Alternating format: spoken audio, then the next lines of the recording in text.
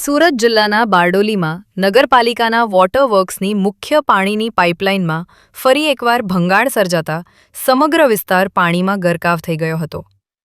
રાત્રે સર્જાયેલા ભંગાણને કારણે મુખ્ય માર્ગ પર પાણી ફરી વળ્યું હતું અને નજીક આવેલા ફાયર સ્ટેશનમાં પણ પાણી ઘૂસી ગયા હતા. આ ઘટના બાદ પાલિકાની જાળવણી કામગીરી સામે અનેક સવાલો ઊભા થયા છે.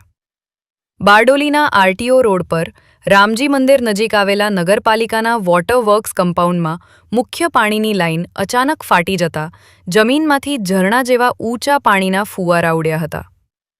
ભારે પાણીના પ્રવાહને કારણે મુખ્ય માર્ગ પાણીથી છલકાઈ ગયો હતો અને નજીક આવેલા ફાયર સ્ટેશનમાં પણ પાણી ઘૂસી ગયા હતા. ઘટનાની જાણ થતાં મોટી સંખ્યામાં સ્થાનિક લોકો સ્થળ પર દોડી આવ્યા હતા અને સમગ્ર ઘટનાના દ્રશ્યો નિહાળ્યા હતા.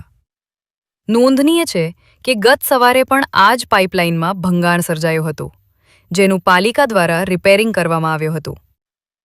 જો કે થોડા જ કલાકોમાં રાત્રે ફરીથી લાઇન ફાટી જતા રિપેરિંગની ગુણવત્તા સામે પ્રશ્નો ઊભા થયા છે. વારંવાર એક જ જગ્યાએ પાઇપલાઇન ફાટવાની ઘટનાઓને કારણે સ્થાનિકોમાં ભારે અસંતોષ જોવા મળી રહ્યો છે.